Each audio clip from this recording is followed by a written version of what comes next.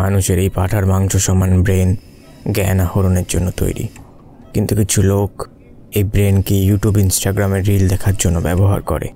এক normal reel দেখা ব্যক্তির ফিড যদি আপনি দেখেন, তাহলে এই মাত্রায় আপনি মাথা নষ্ট করার কন্টেন্ট পাবেন। এমন কন্টেন্ট আপনাকে অনেক অসুস্থ করে তুলতে যথেষ্ট। আমার নাম মুকেশ, আমি 2 বছর ধরে রিল দেখছি। আমার ধৈর্য শেষ হয়ে গেছে, এখন ওই বড় ভিডিও দেখার চেষ্টা করব।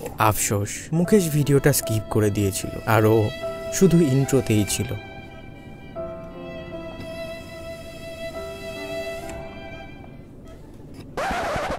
তুমি যদি না চাও তোমার অবস্থা হোক মুকেশের মতন, তাই আমি নিয়ে এসেছি এই ভিডিও তোমার জন্য, যেখানে আমরা কথা বলবো সেসব কন্টেন্ট এবং কন্টেন্ট দেখা প্রাণীদের নিয়ে যারা বঙ্গায় থেকে রাহুল দে, সিনেবাব থেকে কেশব দে।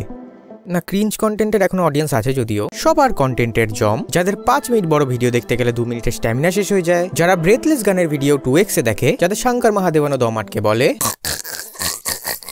তো আজকের রোস্টের সাবজেক্ট তারা যাদের অ্যাটেনশন স্প্যান খুব কম, পাতি বাংলায় অধৈর্য বলে যাদের। শুরু করার আগে বলে রাখি, তোমরা যারা দেখছো আমি তাদের নিয়ে কিছু বলছি না, এটা শুধু তাদের নিয়ে যারা পুরো ভিডিও না দেখে স্কিপ করে যাবে। তোমরা তো রুম না বলো। So before you lose any attention, let's start. বাংলার সবথেকে আন্ডাররেটেড ইউটিউবার আমি mister 12 and I'm not an engineer। এই রোগ এখন তখন সব জেনারেশন মানুষের উপর বিশালভাবে ছড়িয়ে পড়ছে। বাকি রোগের মতন এই রোগেও পেশেন্টদের মধ্যে বেশ কিছু সিমটম দেখা যায়। প্রথম যে সিমটম নিয়ে কথা বলবো তা হলো নামকরণ। এই সিমটমে পেশেন্ট এতটা হোপলেস হয় যে দুটো নাম মনে রাখার জন্য আলাদা করে তার একটা আবার মেড আপ নাম রাখে। রালিয়া, ভিরুষ্কা, মেলোডি, কি অলসেরা। আগে কখনো আমরা অক্ষয় কুমার টুইঙ্কেল খান্নার সাথে রিলেশনশিপে গেলে তাদের আঙ্কেল বলিনি, বা অমিতাভ রেখাকে বলিনি যে আরে, এমনকি প্রসেনজিৎ দেবশ্রীকেও বলিনি যে পদে বসি। ইনফ্যাক্ট প্রসেনজিতের 3 জন বউয়ের নাম মুখস্থ বলে দিতে পারবো। তোমরা দুটো নাম মনে রাখতে পারছো না? এনিওয়ে, নেক্সট যে সিমটম দেখতে পাওয়া যায় তা হলো আই এম ডিপ্রেসড। এই সিমটমে পেশেন্ট বাহানা দেওয়ার জন্য বা সোশ্যাল মিডিয়াতে কুল সাজতে নানান ফ্যান্সি শুনতে নামে মেডিকেল এক্সকিউজেস নিয়ে আসে। Attention ডেফিসিয়েট hyper activity disorder. কেন বিলিভ দ্যাট? আমাদের সময় এসব কিছু ছিল না। আগে লোকের এসব হলে বলতো পরিষ্কার, ঘাড়ে ভূত চেপেছে, আর খুব বাজে হয়ে গেলে সকালে ঘুম থেকে ওঠে না, তাই এসব সমস্যা। আর ঘুম, সেটা নিয়ে তো আলাদা লেভেলের রোগ। ফোনের স্ক্রিন টাইমের জন্য রাতে ঘুম না এলে আই এম সামনিয়াক ব্রো। পটি করতে গিয়ে ফ্ল্যাশের উপর মাকড়সা দেখে I have a trauma from spider dude. Anyway, next যে সিমটম পেশেন্টের উপর দেখা যায় তা হলো সবই অফ। আরে হবি with show off.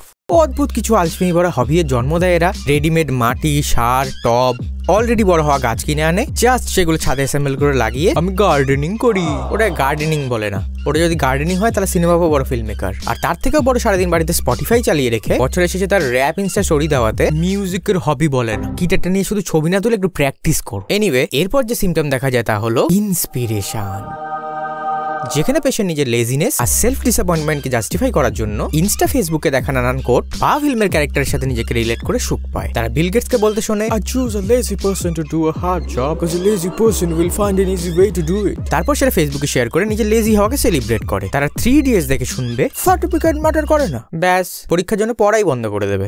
Bro, Bill Gates কিন্তু তোমায় হুলিতে নিজে one of the richest person. তুমি কোড দেখে অর্গাজম পেতে থাকো, আসল লাভ নিয়ে যাবে অ্যাডমিন। সরকারি চাকরি না পেলে কিন্তু আজকাল লাভ ম্যারেজ হচ্ছে না। এনিওয়ে, নেক্সট যে সিমটম দেখা যায় তা হলো ধোয়া দেওয়া সাহিত্য প্রেম, যেখানে পেশেন্ট দুটো অডিও বুক শুনে নিজেকে সাহিত্য প্রেমী ভাবা শুরু করে। সানডে সাসপেন্স শুনে তো পারলে লেখালেখি শুরু করে দেয়। এদিকে চাঁদের পাহাড়ের কভার কেমন দেখতে সেটাই হতে যায় না। অডিও স্টোরিতে চারটে শ্যালক হোমস শুনে ওরে আমার ওয়ার্ল্ড লিটারেচার ফ্যান রে।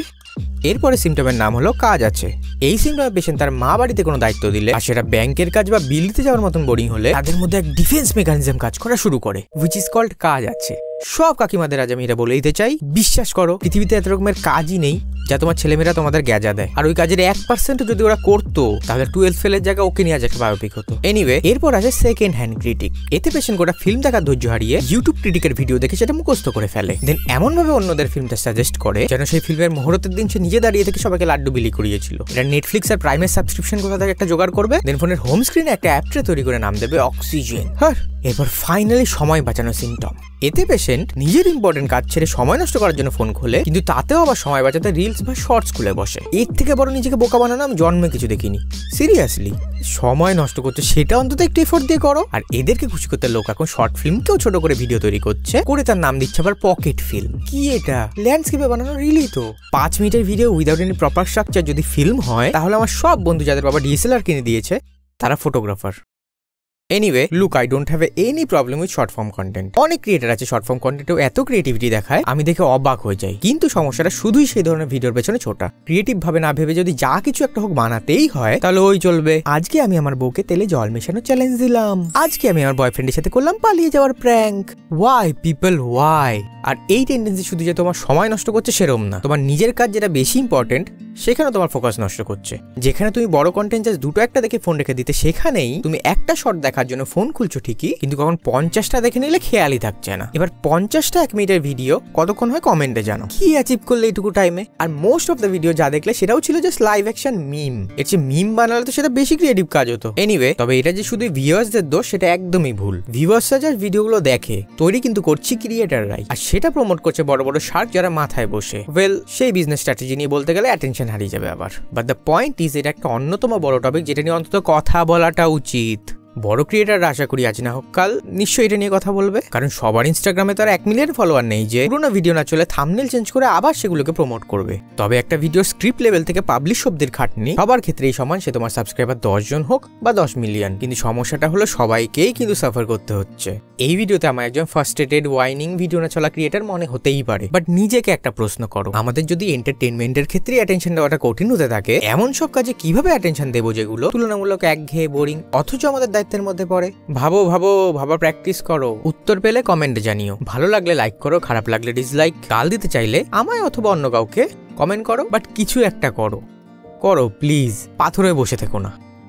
তো আজ আমি আসি। Good night everybody, sweet dreams.